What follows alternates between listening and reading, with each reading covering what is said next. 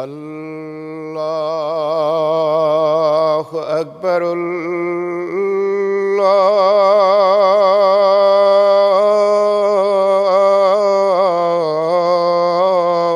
الله أكبر. الله أكبر.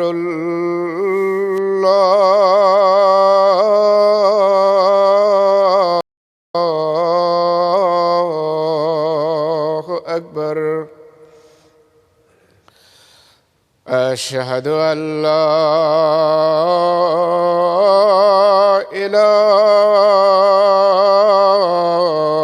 إله إلا الله. أشهد أن لا إله إلا الله.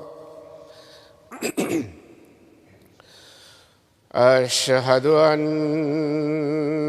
محمدًا رسول الله.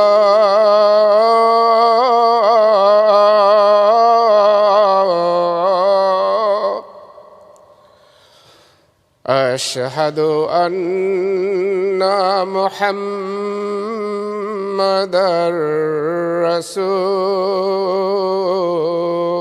الله. حي على الصلاة.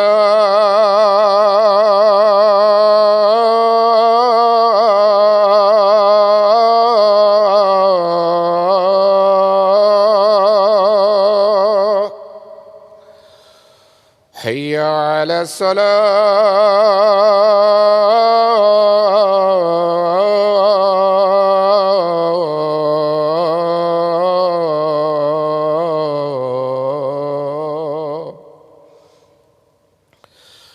حي على الفلاح.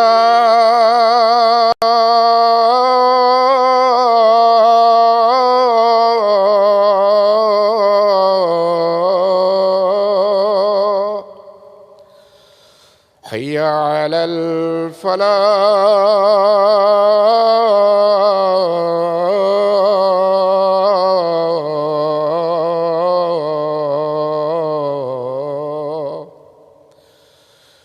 الله أكبر.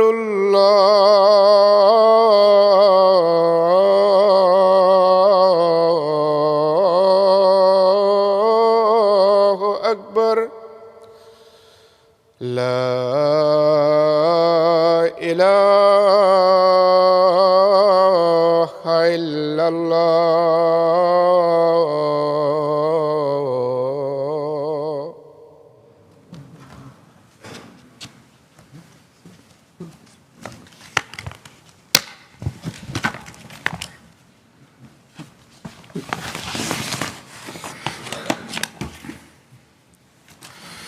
السلام عليكم ورحمة الله.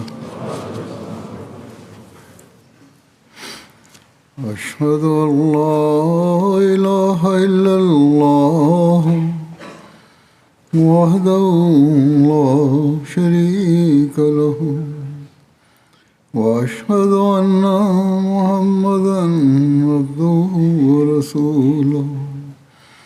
أما بعد فأعوذ بالله من الشيطان الرجيم. بسم الله الرحمن الرحيم. الحمد لله رب العالمين. الرحمن الرحيم. مالك يوم الدين. إياك نعبد وإياك نستعين اهدنا الصراط المستقيم صراط الذين أنعمت عليهم غير المغضوب عليهم ولا الضالين.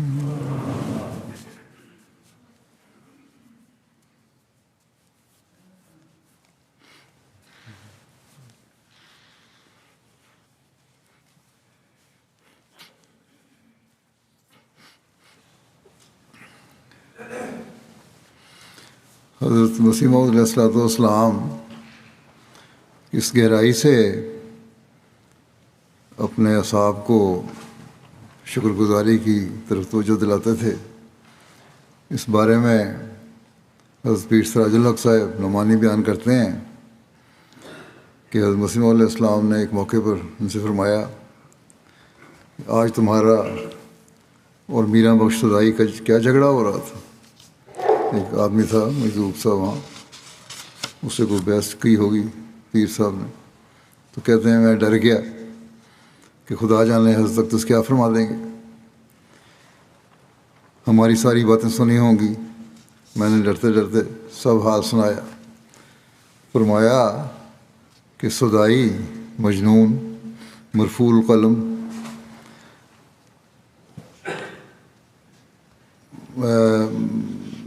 ہوتا ہے، یعنی ایسا آدمی جس کی کوئی سوچ نہیں ہوتی اور اس کے جس پر شریعت کے مطابق نیک اور بد اعمال بھی لکھے نہیں جاتے اور اس کے گناہ پر کوئی گرفت بھی نہیں ہوتی. تو انہوں نے فرمایا کہ ایسے لوگ ہوتے ہیں تو یہ ایسی حالت میں جو کچھ کہیں یا جو کریں تو ان کی کچھ بھی پکڑ نہیں ہے، سوچ ہی نہیں ان کی. پکڑ کیا ہوگی؟ پکڑ تو اس کی ہوتی ہے جس میں کوئی عقل ہو. تو آپ نے فرمایا کہ ایسے لوگوں کو دنیا مجذوب اور ولی اللہ اور قطب صاحب خدمت کہا کرتی ہے. یہ تو غلط کہتی ہے، لیکن دراصل یہ لوگ مجذوب اور ولی اللہ نہیں ہوتے، یہ لوگ محروم ہوتے ہیں، یعنی تمام نعمائے الہیہ سے محروم ہوتے ہیں. چنانچہ عقل سے، ذہن سے، لباس سے، کھانے پینے کی لذت سے، بیوی بچوں کی اور ان کی پرورش کی نعمتوں اور ثواب سے محروم ہوتے ہیں. اللہ تعالیٰ کی شناخت اور معرفت سے محروم ہوتے ہیں. اللہ تعالیٰ کی ذات اور صفات کے علوم سے محروم ہوتے ہیں. رسول نبی کی شان اور ان کی اتباع اور پیروی سے محروم ہوتے ہیں. قرآن شریف کی تلاوت اور اس کے معنی اور اسرار اور معارف اور نکات سے محروم، شریعت و طریقت سے محروم. پھر نماز جو معراج المومنین ہے اور روزہ جس کی خاص اللہ تعالیٰ ہی جزا ہے، اور حج کے طریقوں اور زکوٰۃ اور پھر ان کے حصول ثواب اور درجات سے محروم ہیں. تم کو ایسے شخصوں کو دیکھ کر تو بجائے ان سے بحث کرنے کے، لڑنے کے، خدا کا شکر کرنا چاہیے کہ تم کو تمام نعمتوں اور فیوزوں سے متمتع فرمایا اللہ تعالیٰ نے اور محروم نہیں کیا.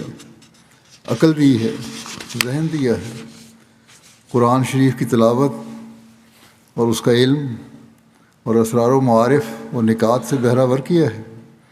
ہر ایک چیز حلال و حرام کی تمیز دی ہے. رسولوں کی شناخت کی توفیق دی، اپنی ذات اور صفات کا علم دیا. بس جہاں آپ نے مرفوع القلم لوگوں سے بحث نہ کرنے کی بلکہ حسن سلوک کرنے کی تلقین فرمائی، وہاں اللہ تعالیٰ کی دی ہوئی نعمتوں پر شکر گزاری کی تعلیم بھی دی کہ ہمیں ایسے لوگوں کو دیکھ کر اللہ تعالیٰ کا شکر ادا کرنا چاہیے کہ اللہ تعالیٰ نے ہمیں سب نعمتیں عطا فرمائی ہیں. اسی طرح حضرت ملک محمد حسن محمد صاحب کہتے ہیں کہ حضور فجر کی نماز کے لیے تشریف لائے بعد نماز حضور نے خود عام سے مخاطب ہو کر فرمایا، رات کو سارنگیاں اور تنبور کہاں بجتے رہے ہیں، باجے گانے ہوتے رہے ہیں قریب کوئی ہمسائیگی میں۔ کسی نے عرض کیا کہ حضور مرزا نظام الدین صاحب نے کنچنی کو بلایا ہوا تھا، ناچنے والی کو، وہ اس قسم کی حرکتیں کرتے تھے، اور 20 روپے رات کا وعدہ کیا تھا، 20 روپے اس کو دینے تھے، اور رات بھر مرزا نظام الدین کے ہاں ناچ ہوتا رہا۔ حضور پر نور نے لمبی آہ بھر کر فرمایا، اللہ یہ کس قدر نمک حلال ہے، یعنی وہ کنچنی آپ نے فرمایا کہ تو نمک حلال ہے کہ 20 روپے کے عوض میں ساری رات ناچتی گاتی رہی اور جاگی رہی، اور ہم اپنے حقیقی خالق و مالک کے لیے 1-2 گھنٹے بھی نہیں جاگ سکتے، جس نے ہمیں بے شمار نعمتوں سے متمتع فرمایا ہے، اور ان فکروں کو 2-3 دفعہ آپ نے دہرایا۔ ان بازاری عورتوں کے عمل کو دیکھ کر بھی آپ کی نظر خدا تعالیٰ کا حق ادا کرنے کی طرف پھری، اور بڑے درد سے اس بات کا اظہار فرمایا کہ یہ لوگ چند روپوں کے لیے اپنی نیندیں برباد کرتے ہیں، اور ہم اللہ تعالیٰ کی بے شمار نعمتوں کا بھی شکر ادا نہیں کرتے، اور اس کی نوافل میں اور نمازوں کی طرف توجہ نہیں دیتے اور جاگ نہیں سکتے، بلکہ بہت سے ایسے ہیں جو فرض نمازوں کی ادائیگی میں بھی سستی کر جاتے ہیں۔ فجر کی نماز پہ اٹھنا مشکل ہو جاتا ہے ہمارے لیے۔ بس ہر احمدی کو اس حوالے سے اپنا جائزہ لینا چاہیے کہ کس حد تک ہم اللہ تعالیٰ کی شکر گزاری کا حق ادا کر رہے ہیں۔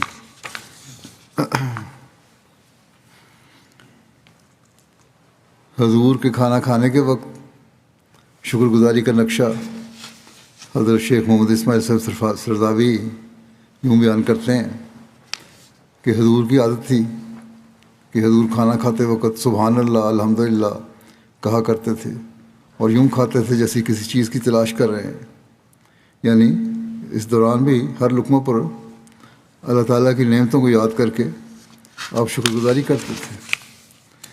حضرت مسلم موعود رضی اللہ عنہ نے فرمایا اس بارے میں کہ حضور حضرت مسیح موعود علیہ الصلوۃ والسلام کو بھی ہم نے دیکھا ہے، آپ کا یہ طریق تھا کہ جب آپ روٹی کھاتے تو روٹی کا ایک چھوٹا سا ٹکڑا توڑ کر اپنے منہ میں ڈال لیتے، اور اس وقت تک کہ دانت اس کو چبا سکیں اچھی طرح چباتے رہتے۔ آپ کی عادت بڑا لقمہ لینے کی نہیں تھی، بلکہ آپ ہمیشہ چھوٹا لقمہ لیتے، اور جہاں اس پہلے لقمے کو دیر تک چباتے رہتے وہاں روٹی کا ایک اور ٹکڑا لے کر اپنے ہاتھ میں ملتے چلے جاتے، اور ساتھ ہی سبحان اللہ کہتے جاتے۔ کچھ دیر کے بعد اس میں سے کوئی ٹکڑا سالن لگا کر منہ میں ڈال لیتے۔ حضرت سید زین العابدین ولی اللہ شاہ صاحب بیان کرتے ہیں کہ مجھے بوجہ کم سن ہونے کے لیے اس لیے بھی کہ حضرت اقدس علیہ السلام میرے والد حضرت ڈاکٹر سید عبدالستار شاہ صاحب کو اپنے گھر میں ہی بحیثیت مہمان ٹھہرایا کرتے تھے، اور ہم گھر میں ایسے ہی رہتے تھے جیسے ایک کنبے کے افراد۔ ہم بے تکلفی سے اندر باہر آیا جایا کرتے تھے، اور حضور کے گھر میں ہی سویا کرتے تھے۔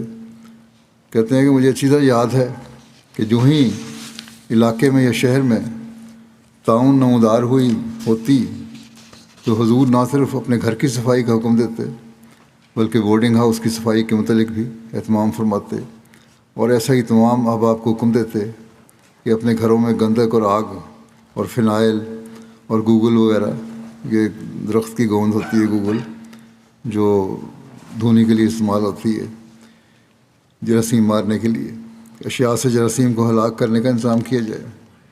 حضور فرمایا کرتے تھے کہ اسباب سے کام لینا بھی اللہ تعالیٰ کی نعمت کا شکر ادا کرنا ہے، یہ بھی اللہ تعالیٰ کا نعمت ہے، اور اس کا شکر ادا کرنا چاہیے کہ اس نے ایسی چیزیں پیدا کی ہیں جو ان بیماریوں کا توڑ ہے، ان وباؤں میں جو ماحول میں وہ ایک پولوشن ہو جاتی، گندگی پائی جاتی ہے یا زہر پھیل جاتا ہے، اس کو صاف کرنے کے لیے آپ فرماتے تھے کہ یہ بھی اللہ تعالیٰ کی نعمت کا شکر ادا کرنا چاہیے ہمیں، اور اس کے حکم کی تعمیل کے مترادف ہے، اور ترک اسباب شریعت الہیہ کے خلاف ہے، یعنی کہ اسباب کو استعمال نہ کرنا یہ بھی شریعت کے خلاف ہے۔ توکل کا مقام اس کے بعد ہے، یعنی یہ کہ اسباب کو اختیار کر کے انہی پر بھروسہ نہ کیا جائے، بلکہ سچی معرفت یہ ہے کہ اسباب کے پیچھے خدا تعالیٰ کے ہاتھ کو دیکھا جائے۔ یہ جو میں کر رہا ہوں یہ بھی اللہ تعالیٰ کی پیدا کی گئی چیزیں ہیں، اور اس میں اللہ تعالیٰ اس سے ہمارے لیے بہتری کے سامان پیدا فرمائے، اور اس پر شکر ادا کرو۔ اگر اس طرح انسان سوچے تو ہر وقت اللہ تعالیٰ کی شکر گزاری کرتا رہے۔ حضرت محمد ابراہیم صاحب بیان کرتے ہیں کہ ایک دفعہ جب کہ حضرت مسیح موعود علیہ السلام 1904 میں مقدمہ کرم دین والے کے مقدمہ کرم دین والے کے واسطے گرداسپور میں تشریف فرما تھے، تو یہ کہتے ہیں میں یہ عاجز بھی 1 مہینے کے لیے گرداسپور حضور کی خدمت میں رہا۔ ایک دن ایک دوست ملتان کے رہنے والے تازہ پکی کھجوریں لائے۔ کسی دوست نے کہا کہ یہ گرم ہوتی ہیں۔ وہ صاحب جو کھجوریں لائے تھے کہنے لگے کہ جتنی چاہو یہ کھجوریں کھا لو، اوپر سے تھوڑا سا پیاز کھا لو، کوئی تکلیف نہیں ہوگی۔ یہ بھی پرانے زمانے بزرگوں کے اپنے ایک علاج کے ٹوٹکے ہوتے تھے کہ گرم چیز کوئی کھا رہی ہے تو پیاز کھا لو، اس کا اثر زائل ہو جائے گا۔ حضرت مسیح علیہ السلام فرمانے لگے کہ اللہ تعالیٰ نے خوب سامان کیا ہوا ہے کہ ہر ایک چیز کا مسئلہ بھی موجود ہے، یعنی اس کے اثرات سے بچانے کے لیے ایک دوسری چیز بھی موجود ہے۔ اس فرمایا کہ آم جتنے چاہو کھا لو۔ شوگر کے مریضوں کہتے ہیں آم نہیں کھانے چاہیے، میٹھا بہت ہوتا ہے۔ اوپر سے تھوڑے سے جامن کھا لو، جامن جو ہے یہ بھی شوگر کے مریض کا علاج ہے، کوئی تکلیف نہیں ہوگی۔ کیلا ہے اس کے بھی نقصانات ہیں، فائدے بھی ہیں، تو جتنے چاہو کھا لو، اوپر سے تھوڑے سے کچے چاول چبا لو، سب ہضم ہو جائے گا۔ اس پر حضور نے ایک تقریر بھی فرمائی کہ اللہ تعالیٰ نے انسان کے لیے کیسے اعلیٰ انتظامات روحانی اور جسمانی مہیا کیے ہیں کہ انسان ان کا شکر بھی ادا نہیں کر سکتا۔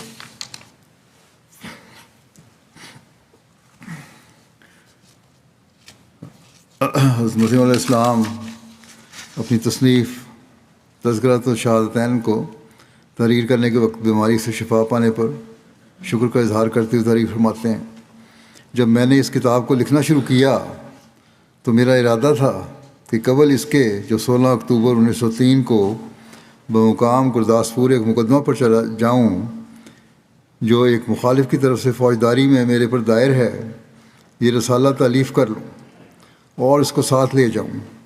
ایسا اتفاق ہوا کہ مجھے درد گردہ سخت پیدا ہوا۔ میں نے خیال کیا کہ یہ کام ناتمام رہ گیا، صرف 2-4 دن ہیں، اگر میں اسی طرح درد گردہ میں مبتلا رہا جو ایک مہلک بیماری ہے تو یہ تالیف نہیں ہو سکے گا۔ تب خدا تعالیٰ نے مجھے دعا کی طرف توجہ دلائی۔ میں نے رات کے وقت میں، جبکہ 3 گھنٹے کے قریب 12 بجے کے بعد رات گزر چکی تھی، اپنے گھر کے لوگوں سے کہا کہ اب میں دعا کرتا ہوں، تم آمین کہو۔ سارے گھر والوں کو اکٹھا کر لیا۔ میں نے اسی دردناک حالت میں صاحبزادہ مولوی عبداللطیف کے تصور سے دعا کی کہ یا الہی اس مرحوم کے لیے میں اس کو لکھنا چاہتا تھا، یہ کتاب۔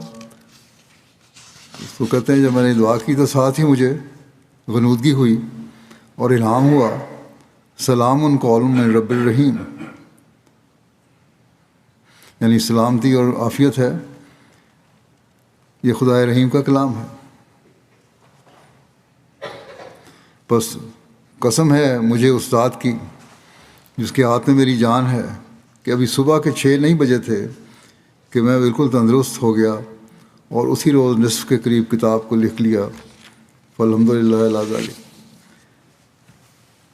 حضرت مسیح علیہ السلام کی سیرت کا ایک روشن پہلو یہ بھی ہے کہ آپ کی طبیعت میں ذرا نوازی اور قدردانی اس قدر تھی کہ بظاہر چھوٹی چھوٹی خدمت اور بات پر شکریہ ادا فرمایا کرتے تھے۔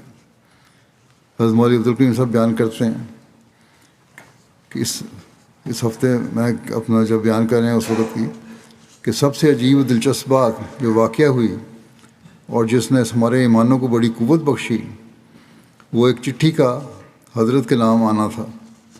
اس میں پختہ ثبوت اور تفصیل سے لکھا ہے کہ جلال آباد علاقہ کابل کے علاقے میں یوز آصف نبی کا چبوترا موجود ہے، اور وہاں مشہور ہے کہ 2000 برس ہوئے کہ یہ نبی شام سے یہاں آیا تھا، اور سرکار کابل کی طرف سے کچھ جاگیر بھی اس چبوترے کے نام ہے۔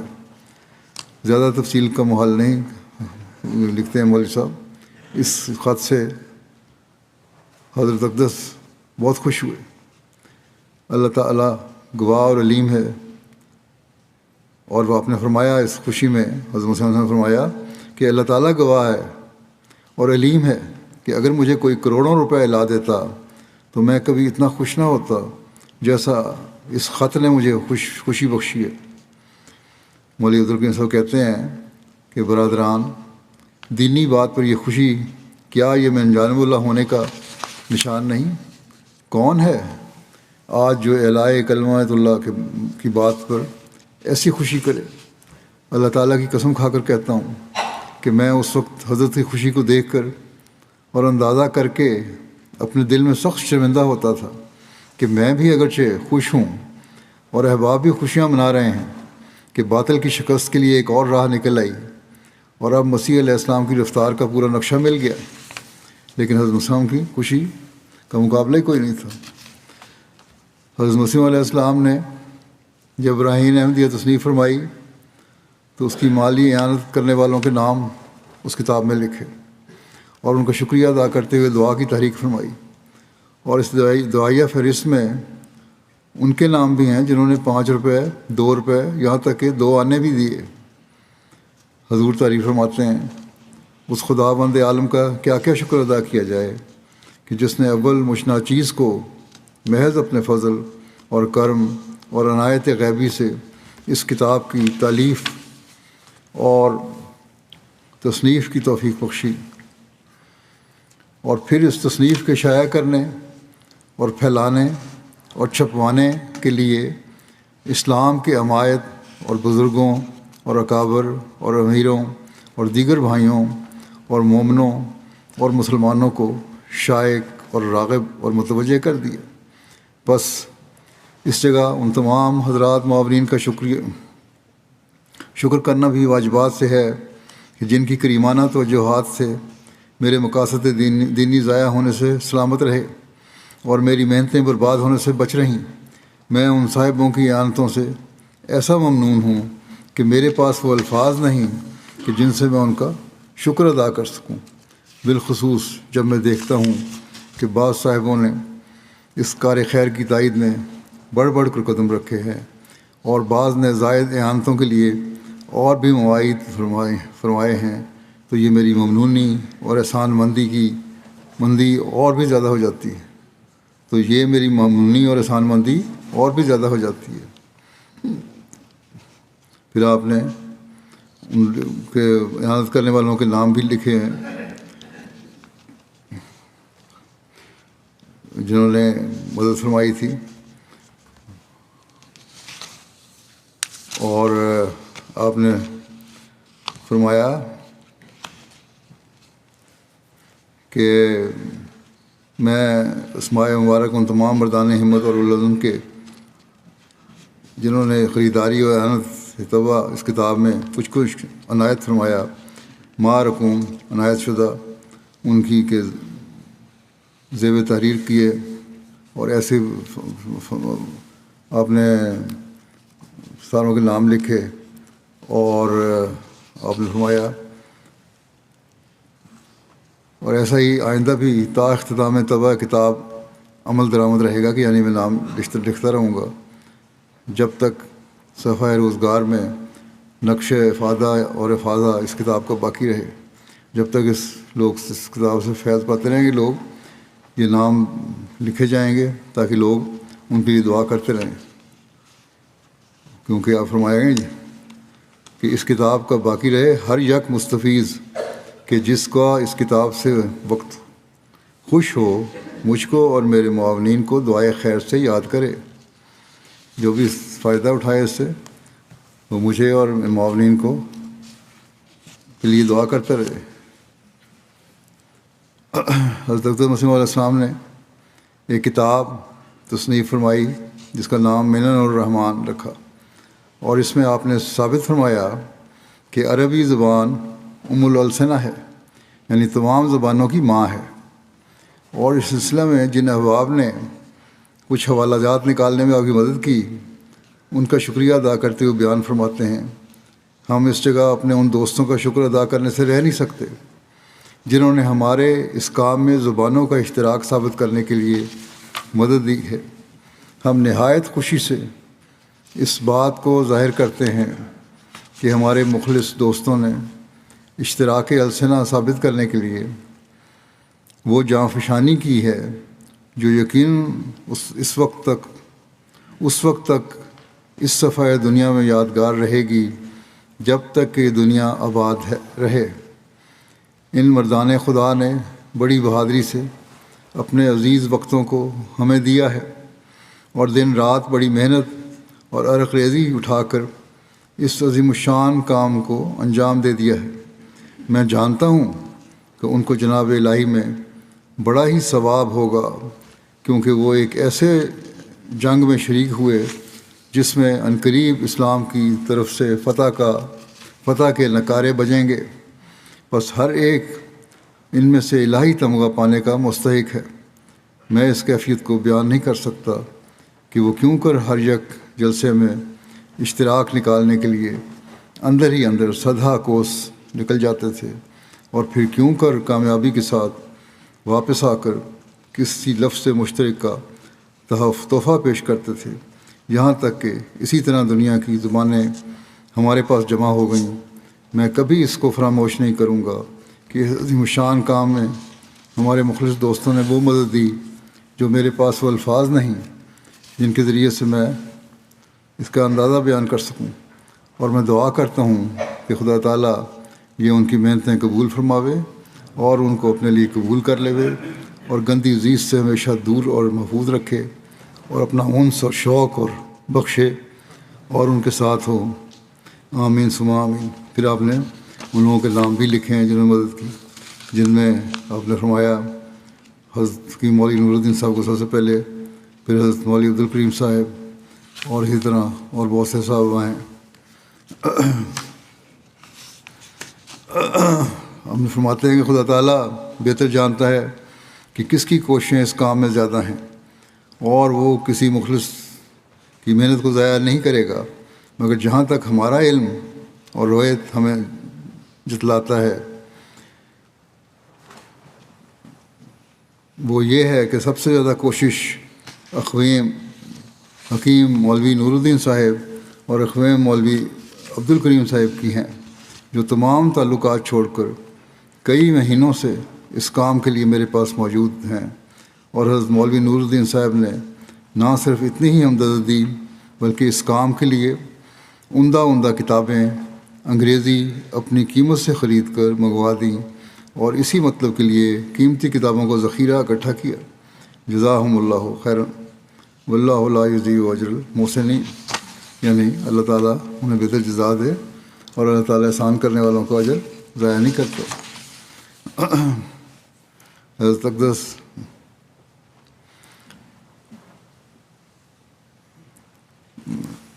میاں منظور محمد صاحب کا ذکر کرتے ہوئے فرماتے ہیں، بطور شکر احسان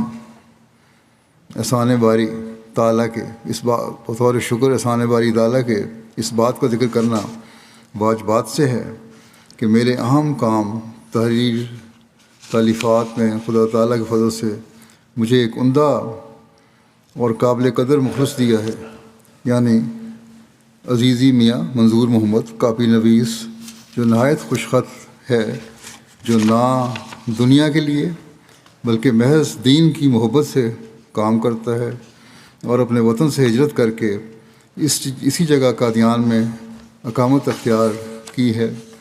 اور یہ خدا تعالیٰ کی بڑی عنایت ہے کہ وہ میری مرضی کے موافق ایسا مخلص سرگرم مجھے میسر آیا ہے کہ میں ہر ایک وقت دن کو یا رات کو کاپی نویسی کی خدمت اس سے لیتا ہوں، اور وہ پوری جاں فشانی سے خدا تعالیٰ کی رضا مندی کے لیے اس خدمت کو انجام دیتا ہے۔ یہی سبب ہے کہ اس روحانی جنگ کے وقت میں میری طرف سے دشمنوں کو شکست دینے والے رسالوں کے ذریعے سے تاڑ تاڑ مخالفوں پر فائر ہو رہے ہیں، اور در حقیقت ایسے معید اسباب میسر کر دینا یہ بھی خدا تعالیٰ کا ایک نشان ہے۔ جس طرف سے دیکھا جائے تمام نیک اسباب میرے لیے میسر کیے گئے ہیں، اور تحریر میں مجھے وہ طاقت دی گئی کہ گویا میں نہیں بلکہ فرشتے لکھتے ہیں، وہ بظاہر میری ہی ہاتھ سے۔ کوئی موقع نہیں آپ ہاتھ سے نہیں جانے دیتے تھے، وہ اپنے ساتھیوں کو، ذرا سا بھی کام کرنے والوں کو شکر نہ ادا کرتے ہوں، اور اپنی ساری محنت کو بھی آپ جو ہے اپنے ساتھیوں پر کی تعریف کر رہے ہیں، انہوں نے میری مدد کی اور یہ کام میرے لیے آسان ہو گئے۔ حضرت شیخ یعقوب علی صاحب عرفانی بیان کرتے ہیں کہ خدام کے چھوٹے چھوٹے کام کی ہمیشہ قدر فرماتے اور ان کی دلجوئی فرماتے، ان کی محنت سے زیادہ دیتے۔ جن ایام میں کوئی کتاب یا رسالہ جلدی اور ضروری چھاپنا اور شائع کرنا مقصود ہوتا اور راتوں کو کام ہوا کرتا تھا، تو جو لوگ حضور کے ساتھ عملہ پریس یہ کام کرتے ان کے لیے دودھ اور دوسری چیزیں خاص توجہ سے مہیا فرماتے اور معمول سے زیادہ اجرتیں دیتے، اور بائیں ان کی کارگزاری پر نہ صرف خوشی بلکہ شکریہ کا اظہار فرماتے۔ حضرت مسلم موعود رضی اللہ عنہ لکھتے ہیں کہ انبیاء کا دل بڑا شکر گزار ہوتا ہے، ایک معمولی سے معمولی بات پر بھی بڑا احسان محسوس کرتے ہیں۔ اور فرماتے ہیں میں نے دیکھا ہے کہ حضرت مسیح علیہ السلام کی کتابیں جب دن رات چھپتیں تو باوجود اس کے کہ آپ کئی راتیں بالکل نہیں سوتے تھے، لیکن جب کوئی شخص رات کے وقت پروف لاتا تو اس کے آواز دینے پر خود اٹھ کر لینے کے لیے جاتے، اور ساتھ یہ بھی کہتے جاتے کہ جزاک اللہ احسن الجزا۔ اس کو کتنی تکلیف ہوئی ہے، یہ لوگ کتنی تکلیف برداشت کرتے ہیں، خدا ان کو جزائے خیر دے، حالانکہ آپ خود ساری رات جاگتے رہتے تھے۔ آپ فرماتے ہیں کہ میں کئی بار آپ کو کام کرتے دیکھ کر سویا، حضرت مسلم موعود کہتے ہیں کئی بار میں آپ کو کام کرتے دیکھ کر سویا، اور جب کہیں آنکھ کھلی تو کام ہی کرتے دیکھا، حتیٰ کہ صبح ہو گئی۔ دوسرے لوگ اگرچہ خدا کے لیے کام کرتے تھے، لیکن آپ علیہ السلام ان کی تکلیف کو محسوس کرتے تھے۔ کیوں؟ اس لیے کہ انبیاء کے دل میں احسان کا بہت احساس ہوتا ہے۔ پھر ایک واقعہ حضرت مرزا بشیر احمد صاحب بیان کرتے ہیں کہ حافظ نبی بخش صاحب ساکن فیض اللہ چک نے بیان کیا مجھے، ایک دفعہ حضرت مسیح علیہ السلام اپنے باغ میں سیر کے لیے تشریف لے گئے۔ اس وقت حضور کے دست مبارک میں ایک بیت کا عصا تھا، ایک درخت پر پھل اتارنے کے لیے وہ عصا مارا گیا، مگر وہ عصا درخت میں ہی اٹک گیا، پھینکا دور سے وہیں اٹک گیا، اور ایسی طرح پھنسا کہ اترنے میں نہیں آتا تھا، نیچے نہیں گر رہا تھا۔ صاحب نے ہر چند سوٹا اتارنے کی کوشش کی مگر کامیابی نہیں ہوئی۔ تو کہتے ہیں نبی بخش صاحب کہ میں نے عرض کیا کہ حضور میں درخت پر چڑھ کر اتار دیتا ہوں، اور میں جھٹ چڑھا اور عصا مبارک اتار لایا۔ حضور اس قدر خوش اور متوجہ ہوئے کہ بار بار محبت بھرے الفاظ میں فرماتے تھے کہ میاں نبی بخش یہ تو آپ نے کمال کیا کہ درخت پر چڑھ کر فوراً سوٹا اتار لیا۔ کیسے درخت پر چڑھے اور کس طرح سے درخت پر چڑھنا سیکھا؟ یہ سوٹا تو ہمارے والد صاحب کے وقت کا تھا، جسے گویا آج آپ نے نیا دیا ہے۔ حضور راستے میں بھی بار بار فرماتے تھے کہ میاں نبی بخش نے درخت پر چڑھ کر سوٹا اتارنے میں کمال کیا ہے۔ نیز حضور کی عادت میں داخل تھا کہ خواہ کوئی چھوٹا ہو یا بڑا، کسی کو تو کے لفظ سے خطاب نہ کرتے تھے۔ حالانکہ میں چھوٹا بچہ تھا، مجھے کبھی حضور نے تو سے مخاطب نہ کیا تھا۔ حضرت مرزا بشیر احمد صاحب لکھتے ہیں کہ ڈاکٹر میر محمد اسماعیل صاحب نے مجھے بیان کیا کہ حضرت صاحب کے لیے جب کوئی شخص تحفہ لاتا تو آپ بہت شکر گزار ہوتے تھے، اور گھر میں بھی اس کے اخلاص کے متعلق ذکر فرمایا کرتے تھے، اور اظہار کیا کرتے تھے کہ فلاں شخص نے یہ چیز بھیجی۔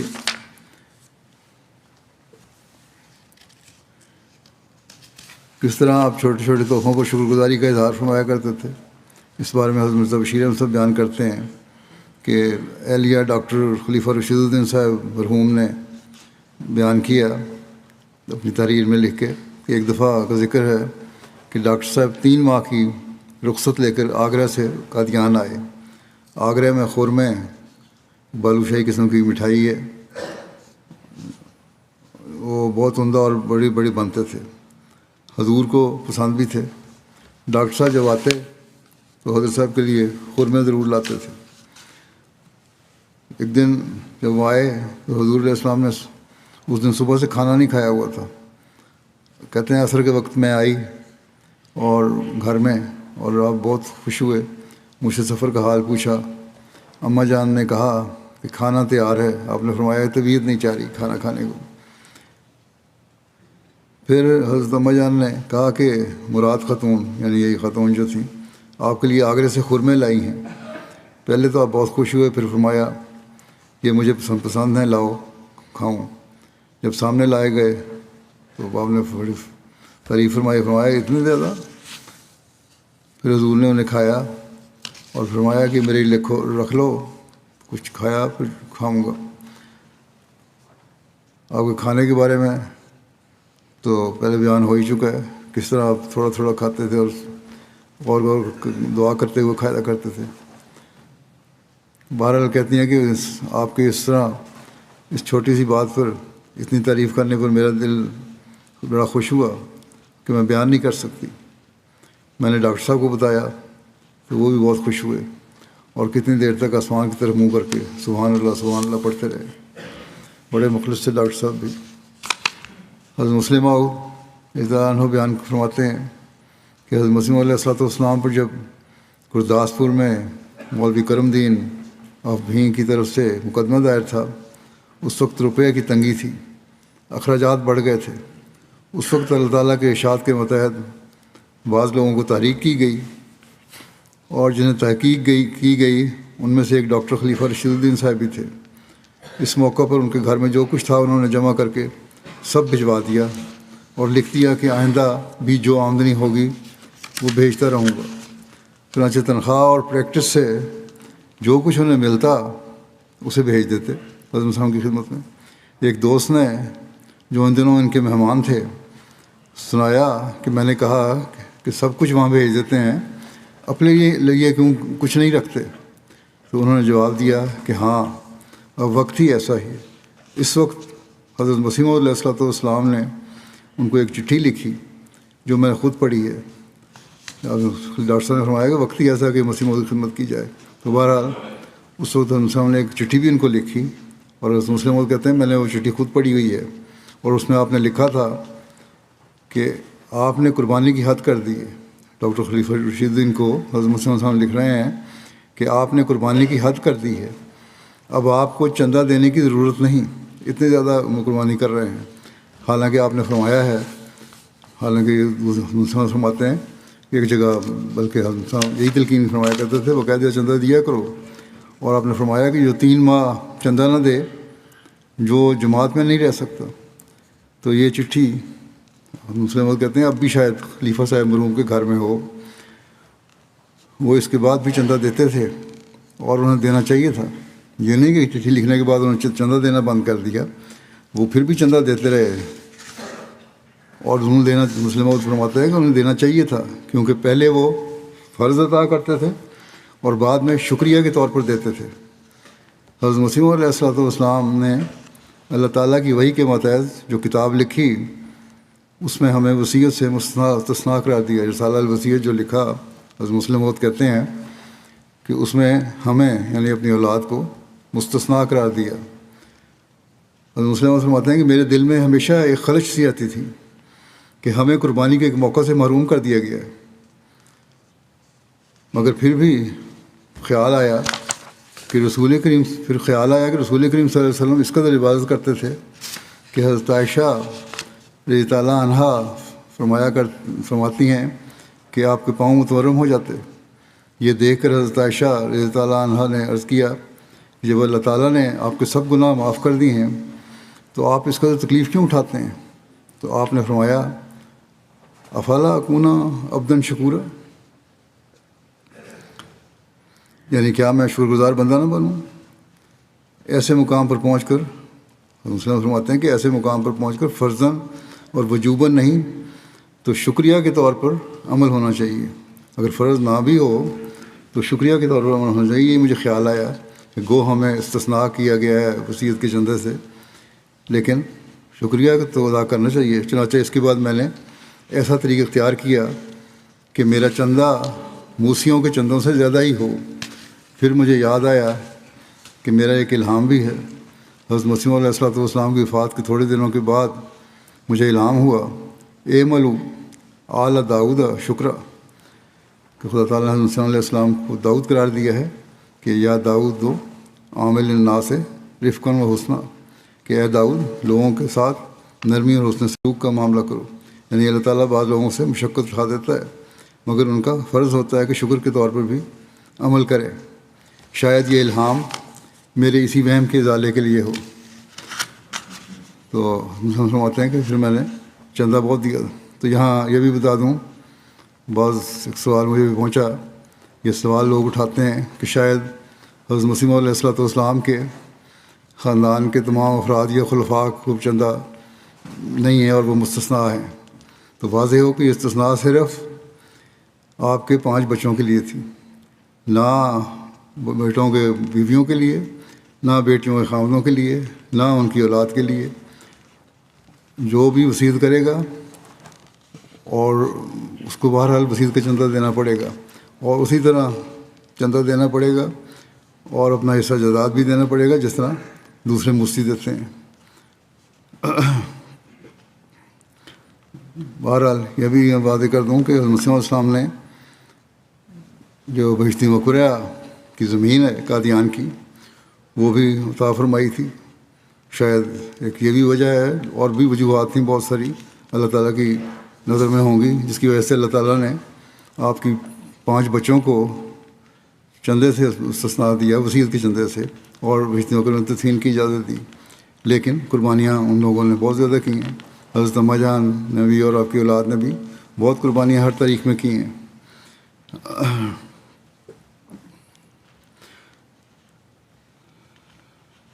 تو بہرحال جس طرح حضرت مسلم موعود نے فرمایا ہے، آپ نے جماعتی مقاصد کے لیے ایک موسی سے بڑھ کر مالی قربانیاں کی ہیں، اسی طرح حضرت مسلم علیہ السلام کی باقی اولاد نے بھی کی ہیں۔ اور یہ بھی واضح ہو کہ نہ کوئی خلیفہ اس کے بعد حضرت مسلم موعود کے بعد اس سے مستثنیٰ ہے، بلکہ سب نے وصیت کی ہے اور اپنا وصیت کا چندہ ادا کرتے ہیں، اور اسی طرح باقی تحریکات جو خلفاء کرتے ہیں ان میں سب نے حصہ لیا اور اپنی استطاعت کے مطابق بڑھ چڑھ کے حصہ لیا۔ کوئی استثناء نہیں، نہ کسی خلیفہ کو، نہ خاندان کے کسی فرد کو، یہ صرف ان 5 بچوں کا استثناء تھا۔ یہ وضاحت میں اس لیے کر رہا ہوں، بعض جگہ سے مجھے ایک سوال پہنچا تھا۔ حضرت مرزا بشیر احمد صاحب بیان کرتے ہیں کہ منشی عبدالعزیز صاحب اوجلوی نے مجھے اس سے بدریہ بیان کی تحریر بیان کیا کہ جب کہ مولوی محمد حسین صاحب بٹالوی نے حضرت مسیح علیہ السلام پر گرداسپور میں فوجداری دعویٰ کیا ہوا تھا، اور حضور خان صاحب علی محمد صاحب پنشنر کے مکان متصل مسجد حجامہ میں مقیم تھے، خاکسار اور میاں جمال الدین اور امام الدین اور خیر الدین صاحبان ساکنان سیکھواں حضور کے ساتھ تھے، باقی دوست دوسری جگہ ٹھہرے ہوئے تھے۔ ایک دن حضور کو پیٹ کی خرابی کی شکایت ہوئی۔ اب عام طور پہ منتریوں کی تکلیف ہو رہا کرتی تھی آپ کو، تو بار بار قضائے حاجت کے لیے تشریف لے جاتے تھے۔ حضور نے ہمیں سوئے رہنے کے لیے فرمایا کہ میں اٹھتا ہوں، تم لوگ نہ اٹھا کرو۔ جب حضور رفع حاجت کے لیے اٹھتے تو خاکسار اسی وقت اٹھ کر پانی کا لوٹا لے کر حضور کے ساتھ جاتا۔ تمام رات ایسا ہی ہوتا رہا۔ ہر بار حضور یہی فرماتے کہ تم سوئے رہو۔ صبح کے وقت حضور نے مجھے مجلس میں بیٹھ کر ذکر فرمایا کہ مسیح کے حواریوں اور ہمارے دوستوں میں ایک نمایاں فرق ہے۔ ایک موقع مسیح پر تکلیف کا آتا ہے تو وہ اپنے حواریوں کو جگاتے ہیں اور کہتے ہیں کہ جاگتے رہو اور دعائیں مانگو، مگر وہ سو جاتے ہیں، اور بار بار جگاتے ہیں مگر وہ پھر سو جاتے ہیں۔ لیکن ہم اپنے دوستوں کو، مسیح محمدی کے حواریوں کا یہ حال ہے کہ ہم اپنے دوستوں کو بار بار تاکید کرتے ہیں کہ سو رہو، لیکن وہ پھر بھی جاگتے ہیں۔ چنانچہ خاکسار کا نام لے کر فرمایا کہ میں نہیں جانتا کہ میاں عبدالعزیز تمام رات سوئے بھی ہیں کہ نہیں۔ میرے اٹھنے پر فوراً ہوشیاری کے ساتھ اٹھ کھڑے ہوتے تھے، اور باوجود میرے بار بار تاکید کرنے کے کہ سوئے رہو اٹھ کھڑے ہوتے تھے۔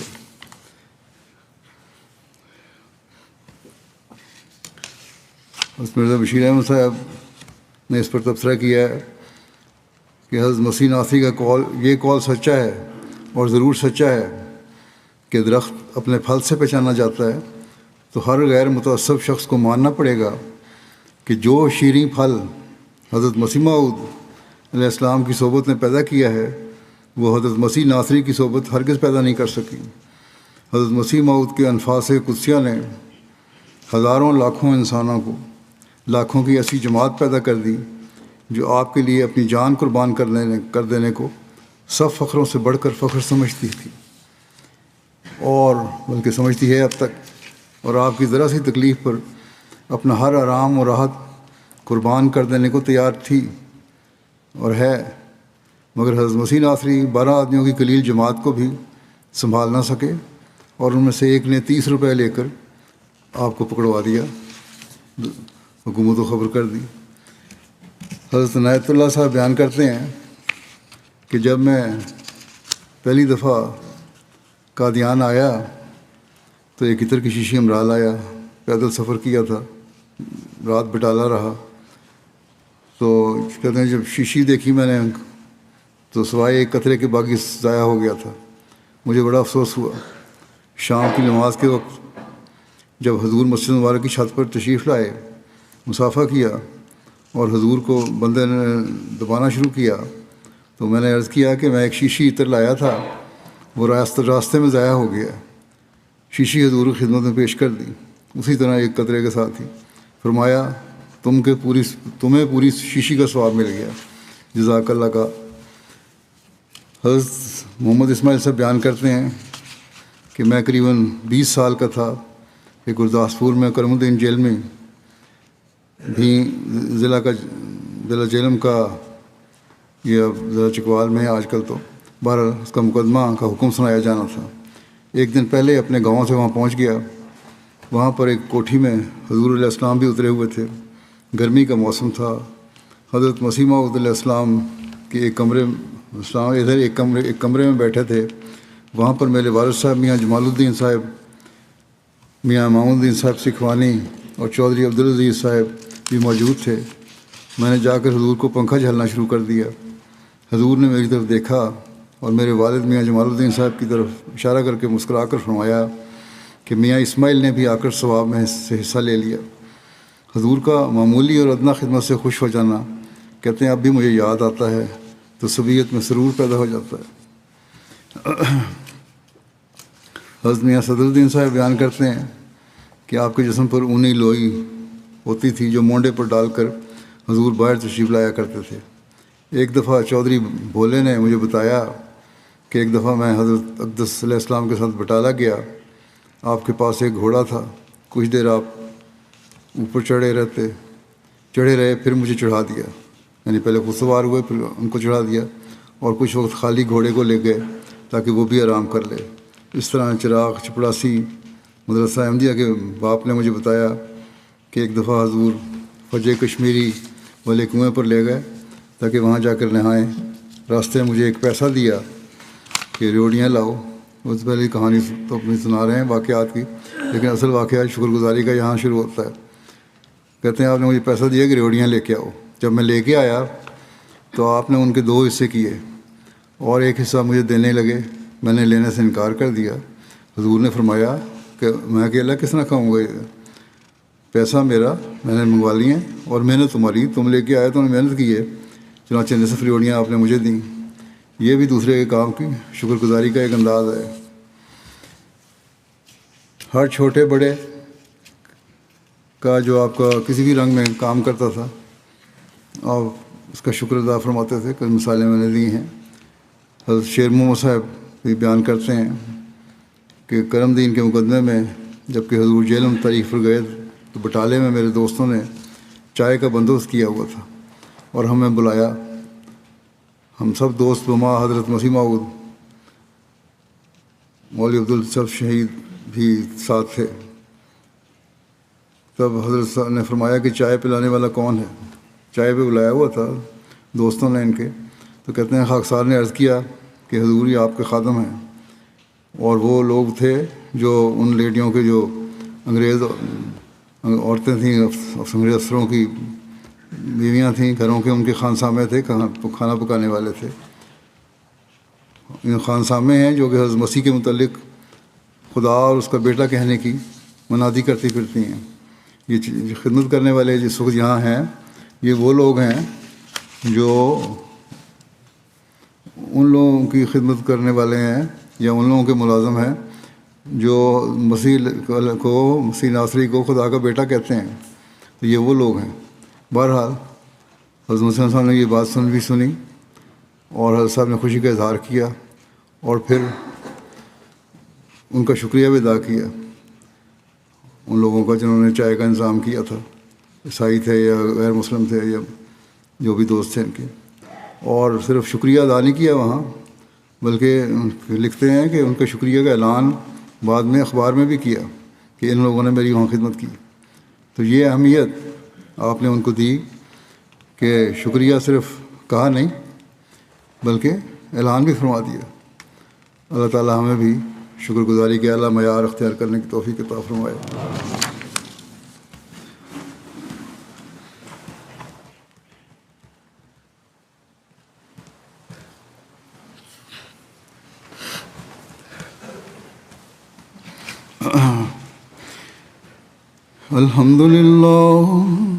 الحمد لله نحمده ونستعينه ونستغفره ونؤمن به ونتوكل عليه ونعوذ بالله من شرور أنفسنا ومن سيئات أعمالنا. من يهده الله فلا مضل له ومن يضلل فلا هادي له. ونشهد أن لا إله إلا الله ونشهد أن محمدا عبده ورسوله.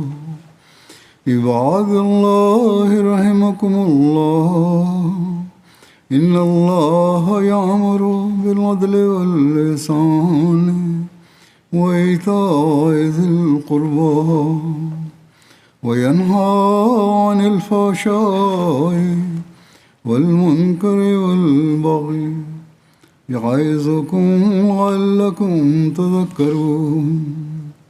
اذكروا الله يذكركم وادعوه يستجب لكم ولذكر الله أكبر.